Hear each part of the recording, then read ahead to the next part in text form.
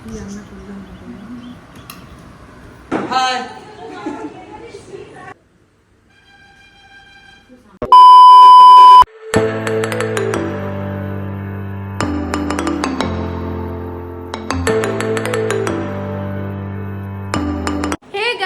Good morning. চলে এসেছি নতুন একটা ভিডিও নিয়ে। সকাল থেকে উঠেই মা রান্নাঘরে চলে গেছে, কারণ আজকের দিনটা খুব স্পেশাল। আমার মামা আর মামি আসছে, ওরা বিয়ের পর ফার্স্ট টাইম আমাদের বাড়িতে খাবে। তো মা কালকে গিয়ে নেমন্তন্ন করে এসছে রাত্রেবেলা। অনেক কিছু মেনু হবে আজকে। বাবাও বাজার থেকে চলে এসেছে, আর মাও অনেক কিছু রান্না করছে, জোগাড় করছে। আমিও সাথে সাথে একটু হেল্প করে দিচ্ছি, তো তোমাদের সঙ্গেও শেয়ার করছি সেটা। দেখো দূর থেকে গন্ধ পেয়ে আমি চলে এসেছি মাছের ঝোলের কাছে। এত সুন্দর গন্ধ বেরোচ্ছে, তোমাদের যদি একবার শোকাতে পারতাম তো প্রাণটাই ভরে যেত। আমি ইলিশ মাছ সর্ষে বাটা দিয়ে খুব ভালো খাই, আর স্পেশালি যদি মায়ের হাতের হয়।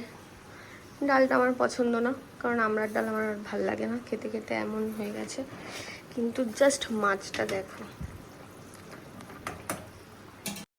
দেখো এদিকে মা মাটন রান্না করছে। তোমাদের তো আগেও বলেছি মা ভীষণ ভালো মাটন রান্না করে।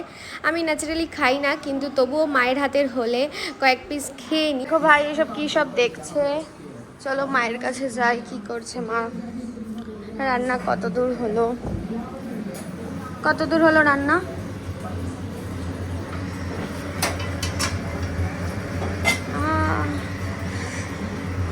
তো এখানে মাংস বসিয়েছে। কি ভাজা করলাম মা? পটল ভেজেছে। ডাল হয়ে গেছে?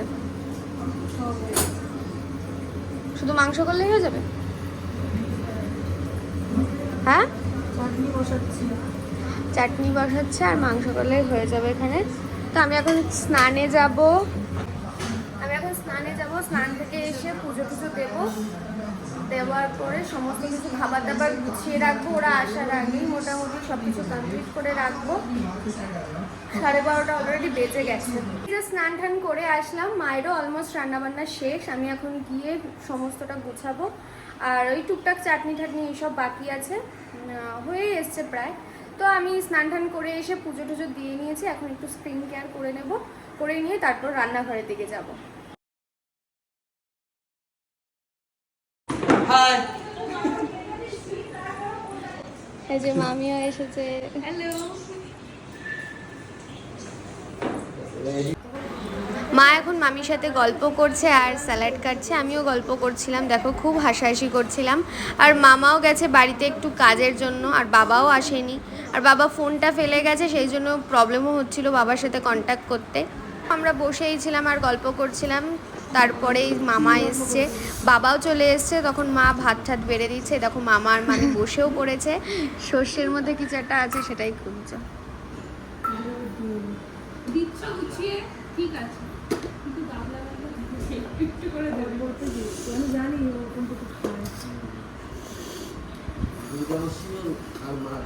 তো দেখো সর্ষে বাটা দিয়ে ইলিশ মাছ করেছে। আমার ভীষণ ভালো লাগে ইলিশ মাছ খেতে সর্ষে বাটা দিয়ে।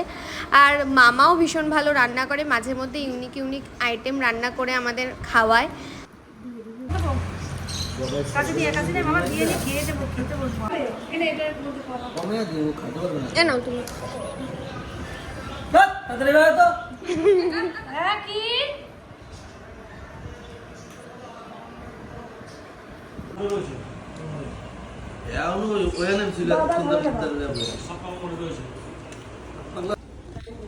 তো গাইজ খাওয়া দাওয়া করে একটু শুয়ে পড়েছিলাম।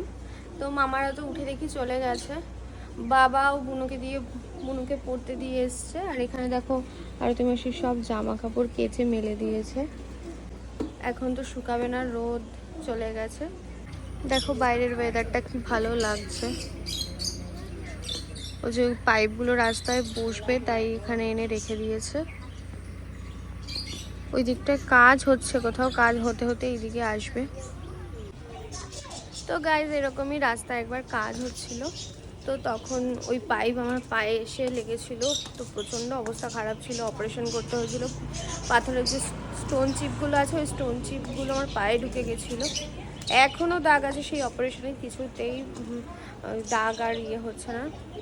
এমনিও একটু বেশি হাঁটলেই আমার পায়ে ব্যথা হয় এখনো অবধি। তো দেখো বাইরে থেকে একটু ঘুরে ঘুরে এসে আমি এখন লাইভ দেখতে বসে গেছি, তো তোমাদেরও দেখাই চলো। এই দেখো আমি এখন লাইভ দেখছি দিদির। দেখো কি ভাল লাগছে মাছগুলো।